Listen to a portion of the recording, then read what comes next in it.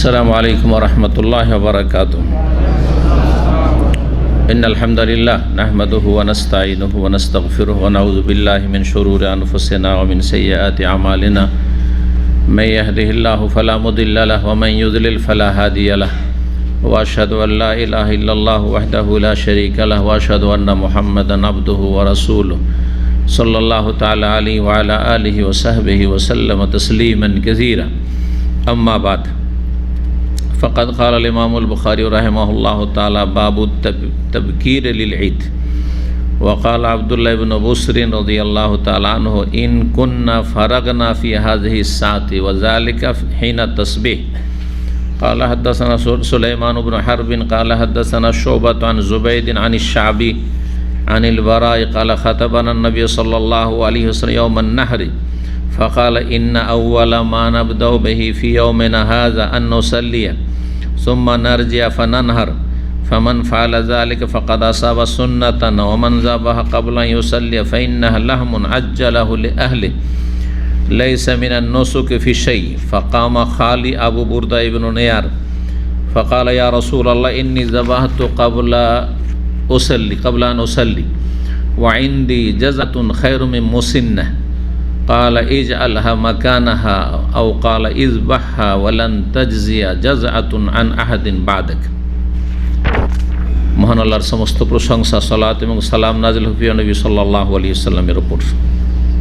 আজ 27 জিলকাদা 1444 হিজরি মোতাবেক 16 জুন 2023, আর মাত্র 2 দিন 28, 29 তারপরে যদি ক্যালেন্ডার হিসাবে হয় তাহলে প্রথম তারিখ আগামী সোমবার জিলহজ মাসের। এই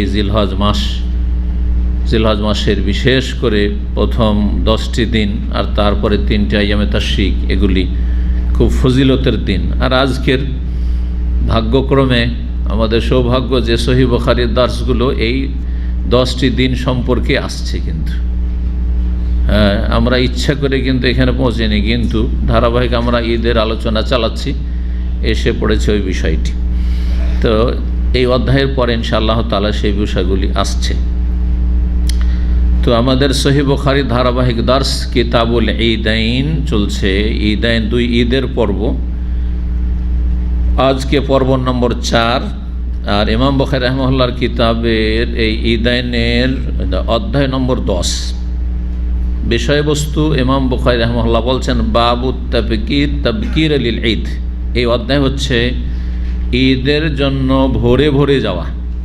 তাবকির বুকরা থেকে, আর বুকরাতুন মানে একটি মাতৃভাষার বুকরা যারা এখানে থাকেন, আর একটি শুদ্ধ ভাষার বুকরা, দুটোতে পার্থক্য আছে।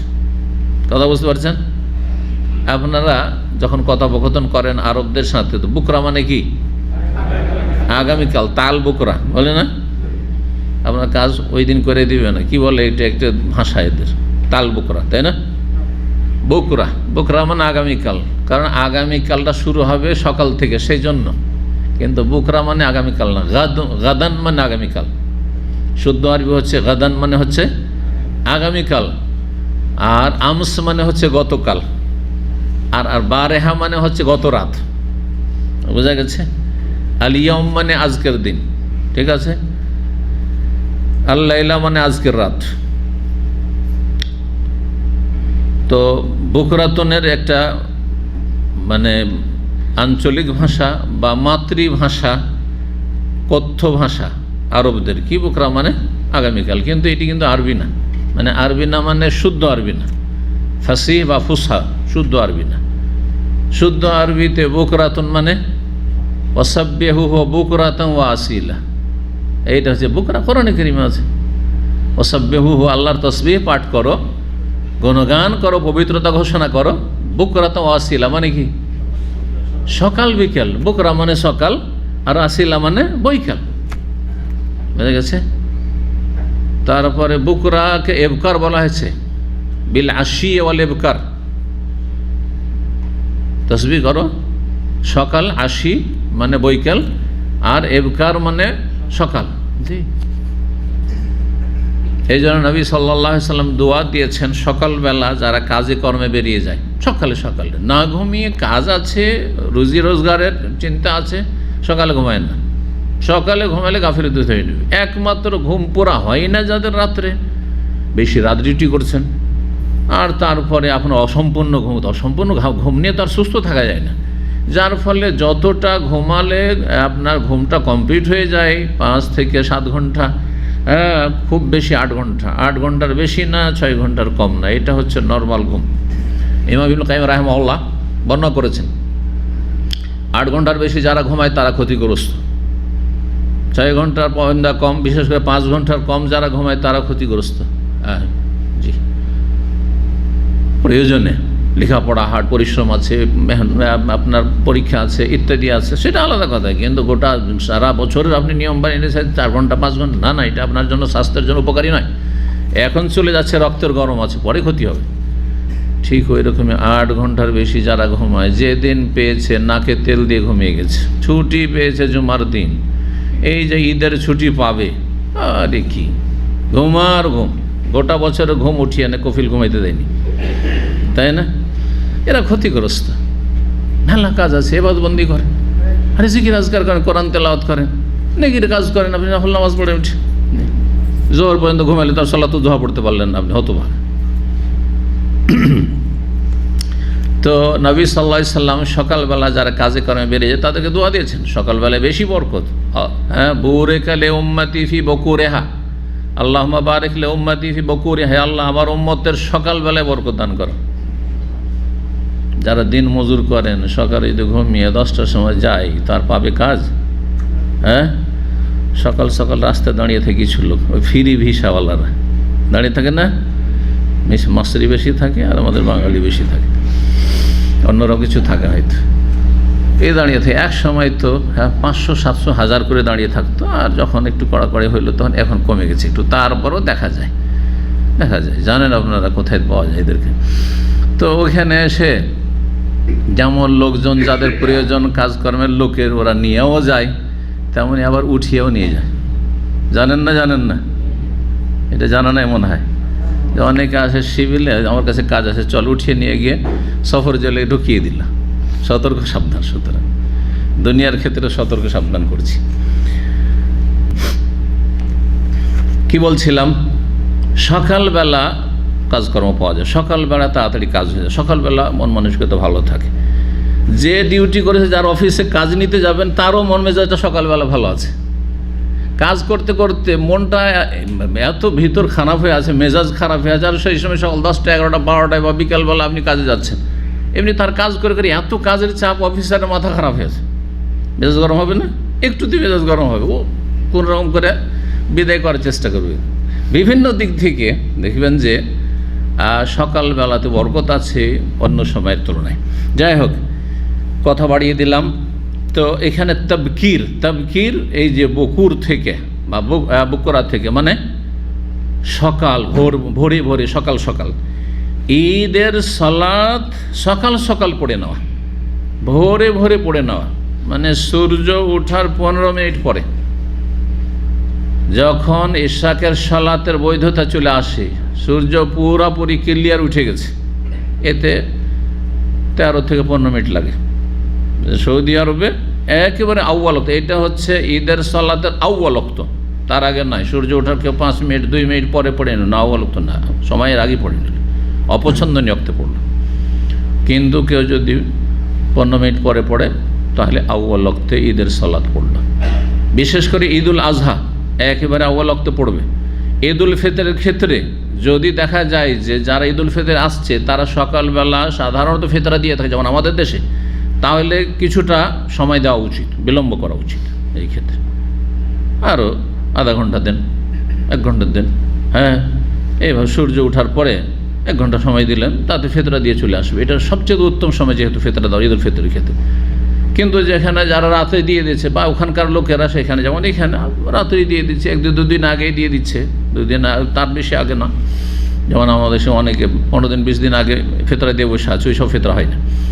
ফিতরা দিতে হবে 1-2 দিন আগে, আর না হলে চাঁদ ওঠার পর সবচেয়ে ভালো, চাঁদ ওঠার পরে রাত্রে দিতে পারেন। আর সবচেয়ে উত্তম হচ্ছে ফজরের পরে ফিতরা দিয়ে আপনি ঈদগাহে চলে যান, কিন্তু সৌদি আরবে বসবাস করলে এখানে ফিতরা দিয়ে ঈদে যাওয়ার কোনো অবকাশ নেই।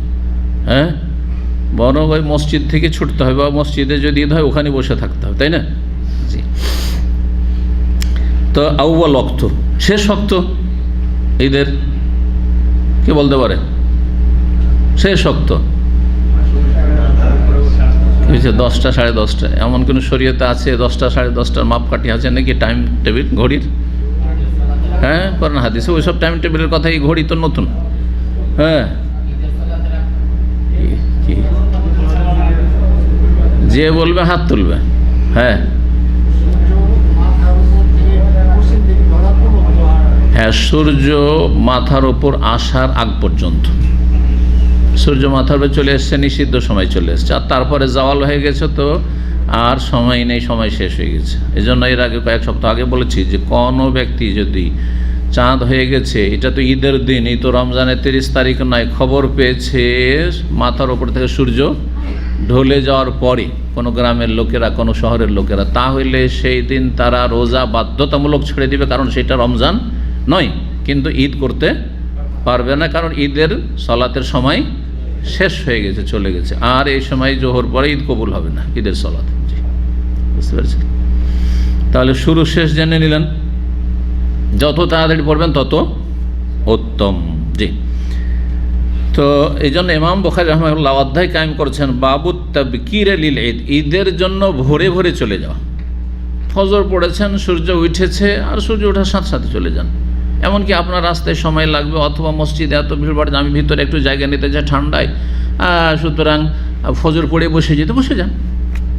তাবকির ভোরে ভোরে গেলেন আপনি, সেটা আপনার আরামে সেখানে বসার জন্য বা আগে জায়গা পাওয়ার জন্য। কিন্তু সুন্নত তরিকা হচ্ছে যে আপনি সূর্য উঠল, ফজর পড়লেন, বাড়িতে আসলেন, বাসায় আসলেন, আর তারপরে ঈদুল ফিতর খেজুর খেলেন, ফিতরা দেওয়া থাকলে ফিতরা দিলেন, আর তারপরে ধন ঈদে ভোরে ভোরে বেরিয়ে গেলেন, দেরি না করে। 8টা 9টা, কেন আমাদের দেশে সাধারণত বেলা 8টার আগে কোনো মনে হয় ঈদ হয় না, না হয়? আহলে হাদিস ঈদগাহে কারা ঈদ পড়ে? তারা সব আগে পড়ে। কটার সময় তাদের ঈদ হয়? একজন বলবে 8:30, 8টা 8:30, সাধারণত 8টা 8:30। কেউ হয়তো ব্যক্তি করে এখন একটু উন্নতি করছে, আসছে। এক সময় আহলে হাদিস 9টায় পড়তো, তো একটু এগিয়ে আসছে সুন্নতের কাছে, তারাও একটু আসছে। আরব দেশের সাথে যোগাযোগ হওয়াতে এই উত্তম সুন্নতটার ওপরে আমলের এগিয়ে আসছে। কিন্তু আমরা জন্মগত ছোটোকাল থেকে আহলে হাদিস ঈদগাহে দেখেছি 9টা 9:30টায়, আর দেওবন্দিরা 10:30টা 11টায়, আর বেরলভি যদি মাজারপন্থী হয় তাহলে তারা 11:30 12টায় জোহরে এসে পড়ছে, ঈদ পড়েই এসে জোহর। দাদা বুঝতে পারছেন, আমাদের দেশের প্রচলিত ঈদ। কিন্তু ঈদের উত্তম সময়গুলি সম্পর্কে শুনলেন। ঈদের জন্য ভোরে ভোরে যাওয়া। ওয়াকাল আব্দুল্লাহ বিন বসর, সাহাবী আব্দুল্লাহ বিন বসর বলছেন রাদিয়াল্লাহু তাআলা আনহু, ইন কুন্না ফারাগনা, ইন মানে ইন্নাহু, এটা হারফে মুশাব্বাহ বিল ফেল ছিল, যেটা তাখফিফ হালকা করে দেওয়া, তাশদীদকে তাখফিফ মানে জজম করে দেওয়া হয়েছে, মুসাক্কাল থেকে মুখাফফাফ, এটা আরবি গ্রামারে বলা হয়। ইন্নাহু কন্যা ছিল, ইন কন্যা আমরা কি করতাম, ইন কন্যা ফারাগনা আমরা ফারেগ হয়ে যেতাম, শেষ করে ফেলতাম ঈদের সলাত, ফি হাজিহি সাআতি, এই সময়, যে সময় তিনি এই কথাটা বলছেন এই যে সময়টা দেখছেন এখন, এই সময় আমাদের ঈদ পড়া হয়ে যেত। তাহলে এই সময় তিনি যখন তার সামনের লোকদেরকে বুঝিয়েছেন, তারা তো বুঝতে পেরেছে, কিন্তু আমরা এই হাদিস থেকে এই সময় ঈদ পড়া হয়ে যেত, কেমন করে বুঝবো? আমি ধরেন আলোচনা করছি, হ্যাঁ এখন জুমার পরে, বলছি এই সময় আব্দুল্লাহ বিন ওস বলছেন ঈদ পড়া হয়ে যেত, এই সময় মানে এখন বেলা 1টার সময় নাকি? তাহলে উনি যেই সময়টাকে ইঙ্গিত করে সেই সময়টা আমাকে ক্লিয়ার করতে হবে, তাই না? তো এই জন্য তার ব্যাখ্যা করে দিচ্ছেন ইমাম বুখারী রাহিমাহুল্লাহ, যে এই সময় বলে তিনি বলেছেন যেটা হিনা তাসবিহ, উনি যে ইঙ্গিত করেছেন সেটা হচ্ছে তাসবিহ মানে সুবহাতুদ দোহা। অন্য হাদিসে রয়েছে সলাতুদ দোহাকে সুবহাতুদ দোহা, চাষতের বা আপনার দোহার সলাতের সময়, যেটা ইশরাক, দোহা আর ইশরাক একই সলাত। এটাও প্রমাণ করে যে দোহা, সলাতুদ দোহা নামক যে সলাত আর সলাতু ইশরাক নামক সলাত, দুটো নাম ভিন্ন কিন্তু কাজটি একই কাজ। এই মতটি বেশি শক্তিশালী। শাইখ ইবনে বাজ রাহিমাহুল্লাহ কথাই বলেছেন যে সূর্য ওঠার 15 মিনিট পর থেকে শুরু করে সূর্য মাথার ওপর আসার আগ পর্যন্ত যে কোনো সলাৎ পড়বেন সেটা হচ্ছে সলাতুদ দুহা, সেটা হচ্ছে সলাত আদ-দুহা। আর সূর্য ওঠার পর যেহেতু সেজন্য, আর ইশরাক মানে সূর্য উদয় হওয়া, সূর্য ওঠা, সেজন্য এর নাম হচ্ছে সলাতুল ইশরাক। তবে বিশেষ ফজিলত হাসিলের জন্য সেটা হচ্ছে যে ফজর পড়ে আপনি মুসাল্লায় বসে গেলেন আর জিকির আজকার করতে থাকলেন সূর্য ওঠা পর্যন্ত। সূর্য যখন উঠে 14-15 মিনিট হয়ে গেল, সালাতের বৈধতার সময় হয়ে গেল, তখন আপনি 2 রাকাত পড়ে বেরোলেন, তাহলে কিসের সওয়াব পাবেন? হজ উমরার সওয়াব পাবেন। এটা বিশেষ ফজিলত কিসের জন্য? যে দীর্ঘ সময় ঘন্টাখানেক আপনি ফজর পড়ে বসে জিকির আজকার করছেন, ওইটা হতে যে সংযোজন হয়েছে সেজন্য। যেটা সকাল 9টা-10টায় যদি ওই নামাজটা সলাতুদ দুহা পড়েন তাহলে ওই ফজিলতটা পাবেন না, পার্থক্য এইটুকু শুধু। কিন্তু নামাজ একই নামাজ, ওই ইশরাকের নামাজটার নামও দোহা, আর সকাল 9টা-10টা-11টায় পড়লেও দোহা। যেমন তারাবির নামাজের বিভিন্ন নাম রয়েছে, ঠিক তেমনি এই সকালবেলার নামাজের সলাতুদ দুহা, আর এটির নাম হচ্ছে সলাত ইশরাক। এটির আর একটি নাম আছে সলাতুল আওয়াবিন। কে বললো এটা? সলাতুল আওয়াবিন। এইটা হচ্ছে আওয়াবিনের নামাজ, সুন্নতি আওয়াবিন। ভালো করে মুখস্থ করেন, কারণ বেদাতি সমাজ থেকে উঠে এসছেন। সেখানে বেদাতি একটি নামাজ আছে মাগরিব এশার মাঝখানে, জাল হাদিস সেটি। মাগরিব এশার মাঝখানে কয় রাকাত? 6 রাকাত। তিরমিজিতে হাদিসটি রয়েছে, একবারে মুনকার, অত্যন্ত দুর্বল, বরং জাল হাদিস, মওযু। 6 রাকাতের হাদিস। আর একটি হাদিস 20 রাকাতের, মাগরিব এশার মাঝখানে 20 রাকাত। এই দুটোই হাদিস জাল, জয়ীফ, ভিত্তিহীন, দুটোই আমল ভিত্তিহীন। কেন? আপনি নবী সাল্লাল্লাহু আলাইহি ওয়াসাল্লামের কথা নেবেন না অন্যর কথা নেবেন? নবী সাল্লাল্লাহু আলাইহি ওয়াসাল্লামের কথা নেবেন। নবী সাল্লাল্লাহু আলাইহি ওয়াসাল্লাম কি বলছেন? আওয়াবিনের নামাজ কোন সময় হয়? সলাতুল আওয়াবিন, সলাতুল আওয়াবিনা হিনা তারমিজুল ফিসাল।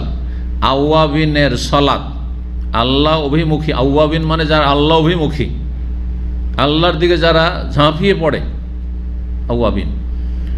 আওয়াবিনদের নামাজ হচ্ছে হিনা তারমেজুল ফেসাল, যখন উটের বাচ্চার পায়ে মরুভূমিতে বালিতে গরম লাগতে শুরু হয় আর ছটপট করে চলতে পারে না, তখন বসে যায়। উট তো চলতে পারে, বড় উট, কিন্তু বাচ্চা গরম বরদাস্ত করতে পারে না। যখন বালি উত্তপ্ত হয়ে যায়, তো মাগরিব পরে গিয়ে বালি উত্তপ্ত হয় নাকি? তাহলে কখন? এটা সকাল 8টা, 9টা, 10টা প্রথম গরম হওয়া শুরু হয়েছে। দেখেন সকাল 8টায় উঠে আপনি উজু করতে যাবেন, নলের পানি কিন্তু গরম হইতে লেগেছে। সকাল 6টা, 5টা, 7টা ফজর পরে, ওই সময় কিন্তু গরম ছিল না, মোটামুটি চলার মধ্যে, হালকা গরম থাকে অনেক সময়, এই প্রচণ্ড গরম এখানে। কিন্তু 8টা হইলেই কিন্তু দেখেন যে পানি গরম হয়ে গেছে, 9টা হইলে আরও গরম, 10টা হইলে আরও গরম হয়েছে না, হয়নি? হিনা তারমিজুল ফিসাল, যখন উটের বাচ্চার পায়ে গরম লাগতে শুরু হয়েছে, তখন আওয়াবিনের নামাজ। এটা হচ্ছে সুন্নতি আওয়াবিন। আর বেদাতি আওয়াবিনের নামাজ মাগরিব পরে। কথা বুঝতে পেরেছেন? জি, আশা করি দলিল ভিত্তিক ইলম হাসিল করুন, আমলের চেষ্টা করুন, দাওয়াত দিন, আল্লাহ তৌফিক দান করুন। তো এই সলাতুত তাসবিহ, বা কি বলছে সলাতুত তাসবিহ বলছে, সলাতুদ দুহা বা সলাতুল ইশরাক, যে সূর্য ওঠার 15 মিনিট পরে, এই সময়টায় আমরা কি করে নিতাম? ঈদের সালাত পড়ে নিতাম। আর সৌদি আরবে ওঠার আমল আছে, যেমনই 15 মিনিট হলো তেমনই সালাত ঈদের শুরু হয়ে গেল। 968 নম্বর হাদিস, বারা বিন আযিব রাদিয়াল্লাহু তাআলা বর্ণনা করছেন, খাতাবানান নবী ইয়াউমান নাহরে, নবী আমাদের সামনে কোরবানির দিনে খুতবা দিলেন। কিসের খুতবা? ঈদের খুতবা। ফাকালা বলেন, ইন্না আউওয়ালা মা নাবদাউ বিহি ফি ইয়াউমিনা হাযা, যেই কাজটি দিয়ে আমরা সর্বপ্রথম এই দিনটি শুরু করব, সেটা হচ্ছে আন্নসাল্লি, ঈদের সালাত পড়ব। প্রথম আমরা কি করব? ঈদের সালাত। আগে কোরবানি করব না, আগে ঈদের নামাজ পড়ব। সুম্মা নারজিয়া, তারপরে ফিরে যাব। ফানানহার, তারপরে কোরবানি করব। যার কোরবানি বাড়িতে আছে বাড়ি ফিরে যাবে, যার কোরবানি ঈদগাহে আছে বা ঈদগাহের আশেপাশে আছে সেইখানেই কোরবানি করবে। যেমন একটি অধ্যায় আসছে, আগামীতে আসবে, সেটি যে মুসাল্লা ঈদগাহে কোরবানি করা। তাহলে সাহাবায়ে কেরামরা অনেকেই বা অধিকাংশই কী করতেন? ঈদগাহে, গ্রাম অঞ্চলে কী হয়, মাঠে ময়দানে, খোলা জায়গাতেই জবাই হচ্ছে না। তো ঈদ খোলা ময়দানে হচ্ছে, ঈদগাহের পাশে কোরবানির পশু আছে, নামাজটা পড়ে, ঈদের নামাজটা পড়ে ওখানে আছে অস্ত্র, তো জবাই করে দিল, বা সাথে সাথে অস্ত্র নিয়ে আসলো বাড়ি থেকে, জবাই করে ফেললো। বলছেন যে প্রথম কাজ আমরা সলাত আদায় করব, তারপরে ফিরে গিয়ে কুরবানি করব 2 নম্বরে। ফামান ফালা যালিকা, যারা এইভাবেই করবে, ফাকাদ আসাবা সুন্নাতানা, তারা আমাদের সুন্নতকে পেয়ে যাবে, তারা আমাদের আদর্শ পালন করবে। ওমান যাবাহ কাবলা ইউসাল্লি, আর যারা কুরবানি জবাই করে ফেলবে ঈদের সালাত পড়ার আগেই, ফাইন্নাহু লাহমুন, সেটা তাদের সাধারণ গোশতে পরিণত হয়ে যাবে, সাধারণ গোশতে পরিণত হবে, কোরবানিতে পরিণত হবে না। আজ্জালাহু লি আহলি, যেটা নিজের পরিবারের জন্য তাড়াতাড়ি ব্যবস্থা করেছে, যে আমার ছেলেমেয়েরা যাতে করে তাড়াতাড়ি করে গোশত খেতে পায়, ভরে ভরে গোশত খেতে পায়। লাইসা মিনান নুসুকি ফি শাই, এটির কোরবানির ক্ষেত্রে কোনো স্থান নেই, মানে কোরবানি বলে গণ্য হবে না, কারণ ঈদের আগে কি করেছে, হ্যাঁ, জবাই করে ফেলেছে। এটা শুধু শহরে না গ্রামেও? আপনারা কি বলছেন, এটা শহর গ্রাম দুটোকে সামিল না শুধু শহরে? একটু জোরে বলেন। সব জায়গায়? কি বলছে শুধু শহরে? মনে হয় কেউ আছে নাকি এরকম যে শুধু শহরে? সব জায়গায়। এমন তাহলে আপনাদের মধ্যে কেউ নাই যে শহরে হইলে কি করতে হবে, হ্যাঁ, ঈদের পরে জবাই করতে হবে, আর গ্রামে হইলে ফজর পরে জবাই করা চলে, এমন কেউ আছে এখানে? তার মানে আপনাদের মধ্যে খাঁটি হানফি কেউ নেই। যদি কোনো হানফি থাকে তো সব নকল হানফি। কথা বুঝতে পেরেছেন? কেন? হানাফি ফিকহ হেদায়েতে রয়েছে, প্রায় সমস্ত ফিকহের কিতাবে রয়েছে। কথা বোঝা গেছে? যেহেতু হানাফি মযহাবে গ্রাম অঞ্চলের লোকের জন্য ঈদ নেই, গ্রাম অঞ্চলের লোকের ঈদও নেই, জুমা নেই। একটি মশলা শুনে রাখেন, গ্রাম অঞ্চলের লোকের হানাফি মযহাবে ঈদও ফরজ নেই, আর বা ঈদ সুন্নাতে মুআক্কাদা তাদের কাছে ওয়াজিব সেটাও নেই, আর কি নেই, জুমা পর্যন্ত নেই। তাহলে গ্রামের লোকেরা জুমা না পড়লো গুনাহগার না জোহর পড়বে তাদের মযহাবে, আর ঈদও নেই তাদের। যখন ঈদ নেই তাহলে ঈদের দিন প্রথম কাজ কি থাকছে? কোরবানি। সুতরাং তাদের কাছে ফজরটা পড়েই বিসমিল্লাহ আল্লাহু আকবার কোরবানি জবাই করে খাওয়া গ্রামের লোকের জন্য যাবে, শহরের জন্য যাবে না। গ্রামে বাস করলে হানাফি মযহাবে এটা একটা বেনিফিট পাচ্ছেন, একটা বোঝা গেছে?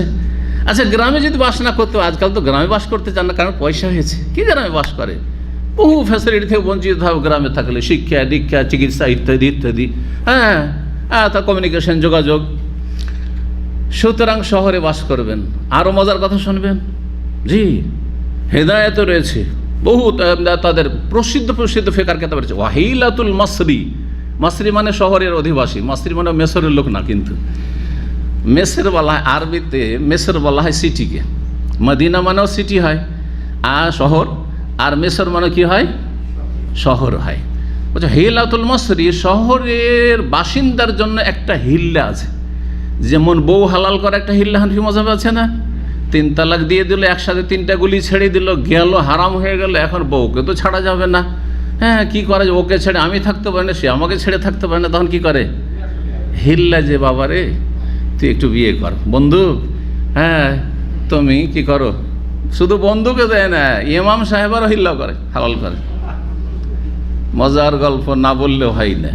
ইফতার ক্যাম্প এই করোনার আগে, সালটা হয়তো 2016 ছিল অথবা 15 ছিল, এই আপনার দাম্মাম জাওয়াজাতের ওইখানে ইফতার ক্যাম্প, বা ওই মাহকামার কাছে, যেহেতু আমাদের 2-3 জায়গায় 25 বছরে 3 জায়গায় ইফতার ক্যাম্প, যারা 25 বছর থেকে আছেন তারা জানেন। তো যাই হোক, এই বিশাল ইফতার ক্যাম্পে এক ছেলে, যুবক ছেলে, দুর্বল হয়ে আছে বেচারা, ছোট মানুষ, এসে আমাকে পার্সোনাল বলছে যে শেখ, আমার স্ত্রীকে এরকম রাগ করে আমি 3 তালাক দিয়েছিলাম, আর তারপর 3 তালাক দেওয়ার পরে সব দেশের হুজুররা বলল আর সমাজের লোক বলল তোকে তো হিল্লা দিতে হবে তোর বউকে। তো আমি হিল্লা দিতে গেলাম, তো যে মুফতিকে জিজ্ঞাসা করলাম যে হিল্লা দিতে আর কোথায় যাবা, আমি ওই কাজটা সেরে দিচ্ছি। মসজিদের ইমাম বলছে আমি কাজটা সেরে দিচ্ছি। বলছে জি, তো ইমাম তো বিয়ে করেছে, হিল্লা করেছে 1 রাত বলে, এখন হয়ে গেল সপ্তাহ 2 সপ্তাহ, ছাড়তে চাই না। স্ত্রীকে বলছি যে তুই চলে আয়, ও আসতে চাই না। তাহলে আপনার চেয়ে নিশ্চয় ভালো পেয়েছে আপনার স্ত্রী, হ্যাঁ, আর সে মোল্লাও, হ্যাঁ, দুনিয়াদার মোল্লা, আখেরাত ধ্বংস হয়ে যাক, কিন্তু সে দুনিয়ার আমোদ ফুর্তি এই দুনিয়াটাকে জান্নাত বানিয়েছে, সুতরাং আর স্ত্রী আর আপনি ফিরিয়ে পাবেন না। কথা বোঝা গেছে? জি। এইরকম কিস্সা ইংরেজ আমলের একটা কিস্সা। দিল্লির বড় একজন, সেট বুঝেন তো? সেট বুঝেন না? আমাদের সে বড় ধনী অনেক পয়সাওয়ালাদেরকে পুরানো ভাষায় কি বলা হয়তো? অমুক সেট। জি, যারা কোটিপতি পুঁজিপতি তাদেরকে সেট বলা হতো। তো ওই সেটের বিবি, তার বাড়িতে একটা মাদ্রাসা ছাত্র, এটা পড়েছিলাম, কোনো কিতাবে পড়েছিলাম দিল্লির কিস্সা। সে দিল্লির কিস্সা ইফতার ক্যাম্পে হয়েছে না, ইফতার ক্যাম্পে এক ভাই এসে নিজের কিস্সা শোনাইছে মোল্লার সাথে। তো মাদ্রাসার ছাত্র তার বাড়িতে আগে তো জাগির খেত, লজিং খেত, বুঝেন না লজিং? আগে মাদ্রাসা বলতে বোর্ডিং ফোর্ডিং ছিল না, সব জাগির খাওয়া। তো ওই সেটের বাড়িতে একটা ছেলে, যুবক ছেলে, 18 বছর 15 বছর 16 বছর এরকম হবে, 18 বছর 20 বছর এরকমই হবে হয়তো, এক ছেলে। সে জাগির খেত, আর তারপরে ও রাগ করে বিবিকে, বেগমকে, সেটের স্ত্রীকে তালাক দিয়েছে, 3 তালাক দিয়েছে। এখন মোল্লা তো হানাফি মাযহাব বলেছে আপনাকে তো হিল্লা করতে হবে, না হলে তারপরে বিবি হালাল হবে না। এখন হিল্লা করবে, কিন্তু সেই ভদ্র মহিলা সে তার মানিজ্যতের ব্যাপার ভেবে নিয়েছে যে আমাকে তালাক দিল, আমি ওর কাছে থাকবো না। যখন হিল্লার বিয়ের কথা হলো ওই ছেলেটার সাথে, আর বাড়িতে লজিং থাকে, ছেলেটাকে বললো যে দেখ, সেট কিন্তু তোর সাথে আমার বিয়ে দিচ্ছে 1 রাতের জন্য, তুই আগে আমার সাথে ওয়াদা কর যে তুই আমাকে ছাড়বি না জীবনে, আর আমি তোকে ছাড়বো না, তোর সাথে আমি সংসার করবো। কথা বোঝা গেছে? আর তারপরে বিয়ে হলো। বিয়ে হওয়ার পরে শেঠ সাহেব ছেলেটাকে বলছে তুই ঘর থেকে বেরো, তুই যা, হ্যাঁ হালাল হয়ে গেছে, হিল্লা করা হয়ে গেছে। বলছে যে আপনি একে বলেন, হ্যাঁ বেগমকে বলেন আপনি, হ্যাঁ আপনি একে বলেন আপনি। ওকে বলছে না আমি ওর সাথে থাকবো। শেষে অনেক চেষ্টা করা হলো, কিন্তু ওই মহিলা আর ওই মাদ্রাসা ছাত্রকে ছাড়লো না, ওই সেটের কাছে আর গেল না। কথা বোঝা গেছে? আল্লাহ হেফাজত করুক এইরকম নোংরামি থেকে, আর এই নোংরামি ফতোয়ার উপর আমল করার থেকে। কথা বোঝা গেছে? কোরআনে বা হাদিস মানেন, না হলে এইরকম নোংরামিতে লিপ্ত হয়ে যাবেন ধর্মের নামে। কি বলছিলাম? ওয়াহিলাতুল মাসরি, শহরের বাসিন্দার জন্য একটা হিল্লা হচ্ছে যে কুরবানির পশুটি শহর থেকে গ্রামে পাঠিয়ে দেবে, গ্রামে পাঠিয়ে দেবে। তাহলে ঢাকার লোকেরা কি করবে? পাশে কোনো গ্রাম ট্রাম আছে, ওই গ্রামে পাঠিয়ে দিবে, আর তারপরে সেখানে ফজর হওয়ার সাথে সাথে জবাই হয়ে যাবে। ফজর হওয়ার সাথে সাথে, এদিকে কিন্তু ঢাকা শহরে ঈদ হয়নি, কথা বলছে, দিল্লি শহরে ঈদ হয়নি, গ্রামে পাঠিয়ে দিয়েছে। আর তারপরে তখন সেখান থেকে জবাই হয়ে চলে আসবে, আর জবাই হয়ে চলে এসছে, তখন এখনও ঈদ পড়তে যায়নি, কারণ ঈদ পড়বে তো 9টা 10টায় ধরে, এখন চলে এসছে, হ্যাঁ শহরে চলে এসছে, থাকে শহরে, তো ঈদ তো পড়তে হচ্ছে। কিন্তু সেই গোস্তটি সে কুরবানি হিসাবে খেতে পারবে, কারণ জবাই হয়েছে কোথায়? হিল্লা করে গ্রামে জবাই হয়েছে। বুঝতে পারলেন এবার? এগুলো হচ্ছে হিল্লা।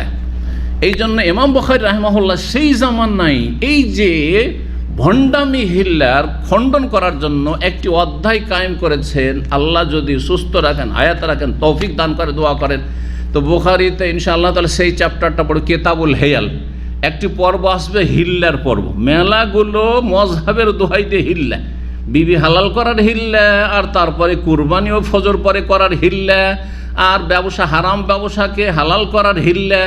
কথা বোঝা গেছে? আজকাল কিন্তু মেলা নতুন নতুন ব্যবসা আছে, সেটা কি করছে? হ্যাঁ, সুদকে বা হারাম ব্যবসাকে হালাল করার জন্য কি করছে? হিল্লা করছে।